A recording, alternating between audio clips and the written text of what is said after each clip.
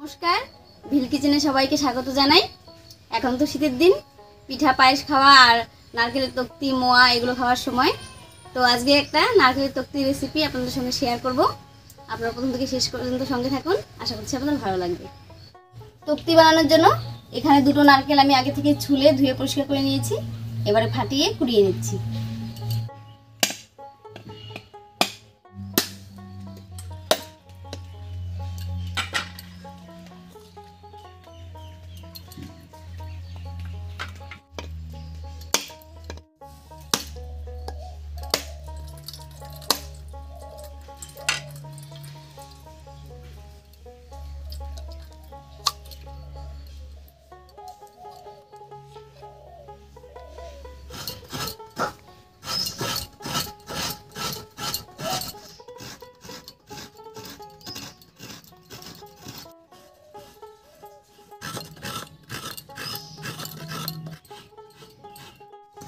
নারকেলগুলো সব কোড়ানো হয়ে গেল। এবার সব নারকেলটাকে আমি একটা কড়াইয়ের মধ্যে নিয়ে নেব।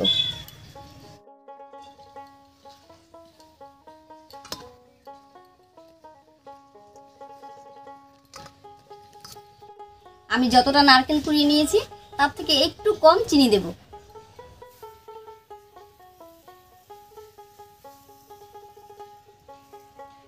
এবারে 1 কাপ মতো দুধ দিয়ে সবকিছু ভালো করে মেখে নেব।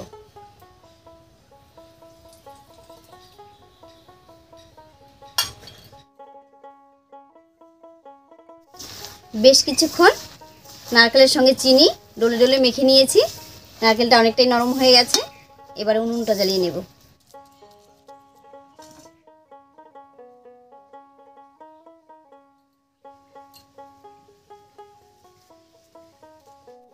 উনুনটা জ্বালিয়ে নিয়েছি। এবার বেশ কিছুক্ষণ খুব ভালো করে নাড়িয়ে চাড়িয়ে রান্না করে নেব।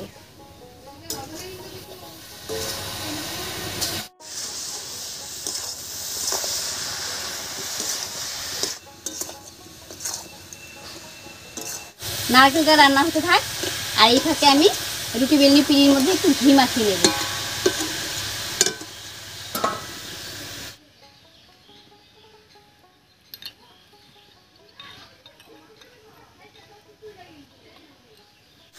নারকেলের তক্তি বানানোর সময় বেশ একটু ধৈর্য নিয়েই কাজটা করতে হয়। বেশি জালও দেওয়া যাবে না, আস্তে আস্তে জাল করে রান্নাটা করতে হবে। বেশি জাল করলে কিন্তু পুড়ে যাবে নিচ দিয়ে।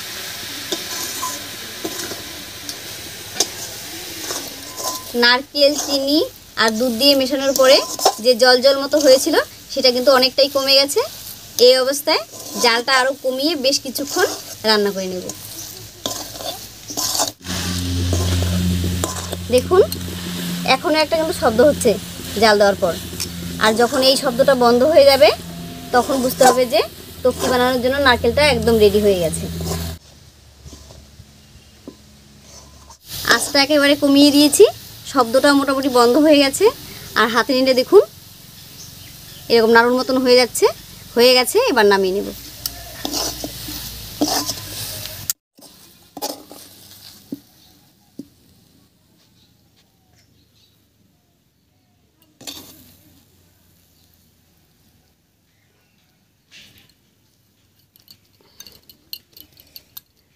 হাতে একটু তেল মাখিয়ে নিয়েছি। এবার ভালো করে চেপে চেপে ছড়িয়ে দেব।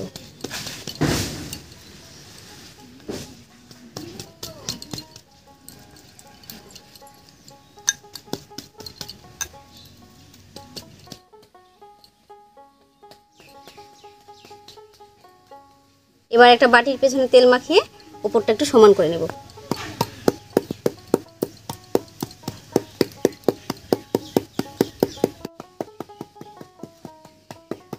এটা ছড়ানো হয়ে গেছে। এবার একটু ঠান্ডা হলে কেটে নেব। একেবারে ঠান্ডা হয়ে গেছে, এবারে কেটে নিচ্ছি।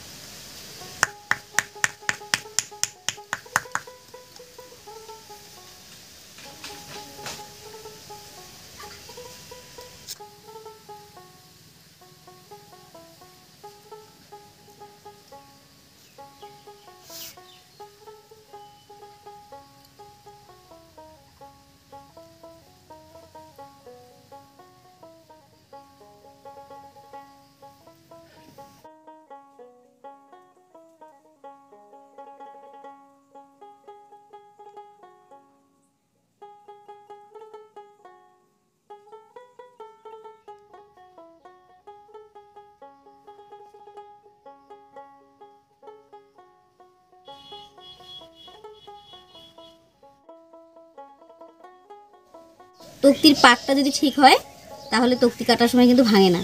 দেখুন আমার পাকটা ঠিক হয়েছে বলে তক্তিগুলো কত সুন্দর হচ্ছে।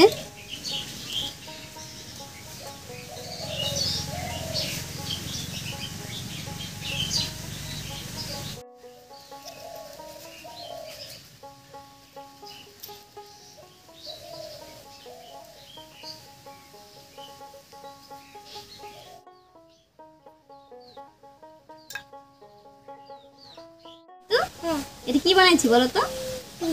পিস। আচ্ছা এটা খেয়ে বলো তো কেমন হয়েছে। নাও না হাতে নাও। টেস্টি।